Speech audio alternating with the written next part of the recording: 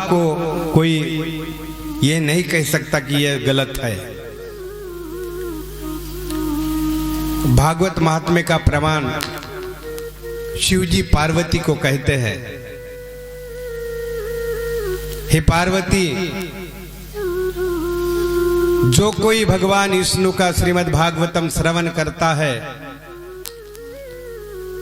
वह कोटि कोटि जन्मों के पापों को मुक्त करके भगवान के धाम को प्राप्त करता है। और इसीलिए सबसे पहले प्रवक्ता, यदि हम सुखदेव गोस्वामी तथा परीक्षित महाराज के बारे में बताते हैं, परंतु नित्य पाठ करने वाले महादेव जी है। ये हमेशा अपनी पत्नी पार्वती को भागवतम सुनाते हैं। इसकी भी एक छोटी कथा है। यही कथा पार्वती को सुना रहे थे कौन? शिव जी। कहां सुना रहे थे? जिसको आज आप लोग अमरनाथ कहते हो। आपकी सुनने की तैयारी होगी, इसलिए वह भी कथा मैं थोड़ी सुना दूंगा और फिर भजन करेंगे। भजन के बाद में कथा को शुरुआत होगी। पार्वती पहले उमा नाम से दक्ष की पुत्री थी। शिव जी के साथ विवाह हुआ था।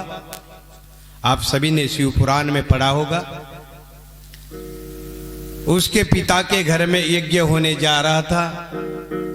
सबको न्योता दिया था, आमंत्रित किया था, परंतु शिव जी को आमंत्रित नहीं किया, क्योंकि दक्ष अपने दामाद शिव जी से थोड़ा विद्रोह करते थे, मतलब तिरस्कार करते, क्योंकि शमशान में रहते हैं, कपड़े नहीं पहनते हैं, वगैरह वगैरह कारण। और सारे देवी देवता विमान में बैठ करके जा रहे हैं। जाते समय देखा तो पार्वती ने पूछा किसी से, तो नारद मुनि आए वहां पर और कहे कि तुम्हारे बाप के घर में यज्ञ चल रहा है।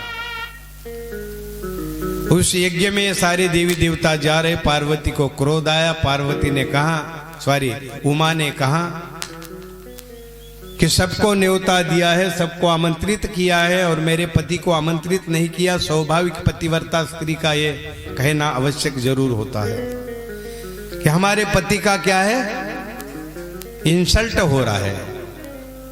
हाँ, हमारे पति को जानबूझकर बेइज्जती करी जा रही है। तो उमा को क्रोध आता है। उमा जाती है, जाकर के दक्ष के यज्ञ में अपना प्राण आहुति देती है, अग्नि में जल करके राख हो जाती है। और फिर दूसरा जन्म पर्वत मुनि से होता है, तो उसका नाम पड़ता है पार्वती।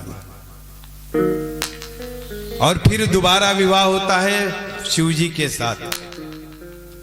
विवाह के कुछ दिन खत्म नहीं होते तो अपने कैलाश लोक में बाहर बैठी हुई रहती है।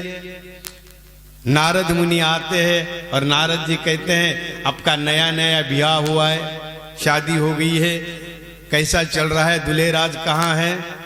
वो तो शिव जी रमन करते करते निकल गए थे, अकेली थी। उसने कहा बहुत अच्छा है, मेरा पति बहुत अच्छा है, पार्वती ने कहा।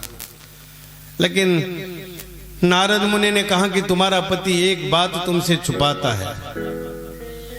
वो कौन सी बात है? तो आप उन्हीं से पूछो, हम नहीं बताएंगे। अगर वो आए तो उससे कहना कि तुम्हारे गले में जो मुंड माला है, ये मुंड माला तुमने किस लिए पहनी है? तब वो आपको जवाब देंगे। नारद मुनि तो हमेशा कोई ना कोई ऐसी चिंगारी डालते हैं जिससे आग नहीं निकलती परंतु रस मिलता है। लोग कहते हैं नारद मुनि को क्या, महाराष्ट्र में कड़ीचा नारद, इधर कुछ कहते हैं क्या? वो हमेशा झगड़ा लगाते, ऐसे कहते हैं ना लोग।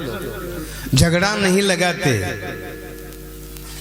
ये नारद मुनि देवर्षि ऋषि है, ये हमेशा क्या करते हैं, रस आस्वादन करवाते हैं। यही बात कहने के कारण जैसे शिव जी आए, पार्वती ने रूठ करके बैठी।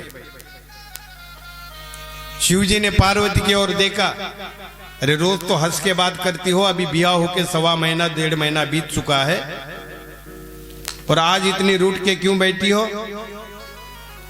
तो पहले तो उनको संशय आया कि यहां कोई आया तो नहीं।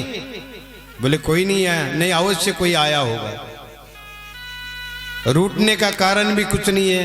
मैंने तो कुछ ऐसी गलती नहीं की कि जिसके कारण तुम रूठ जाओ। तो बताइए, देखो मैं आपसे एक प्रश्न करूंगी, उसका उत्तर देना होगा। सारी बातें आपने बता दी, आप कौन हो, देवी देवता कौन है, भगवान विष्णु कौन है, लेकिन एक बात तुमने हमसे छुपा के रखी, ये हमको समझ में आया। शिव जी बोले किसी ने समझा कि तो नहीं गया। और शिव जी को ये डाउट भी आया, ये शंका भी आ गई कि कोई नारद मुनि यहां आकर के चला गया होगा। इसलिए पूछते हैं कि कोई आके तो नहीं गया। बोला कोई नहीं, कोई नहीं। ठीक है, तुम्हारे गले में जो मुंडमाला है इसका कारण बताओ। उसने कहा कि ये तो बहुत बड़ी बात है, इसका कारण बताना आवश्यक है। आवश्यक है, तभी मैं हंस के बात करूंगी, वरना रूठी रहूंगी। और शिव जी ने कहा इसको मनाते मनाते मेरा जन्म चला जाए तो बता ही दो। शिव जी ने कहा कि देखो, जितनी बार तुम मर गई हो उतनी बार मैंने तुमको धारण कर लिया। इतना मैं तुमसे प्यार करता हूं, प्रेम करता हूं।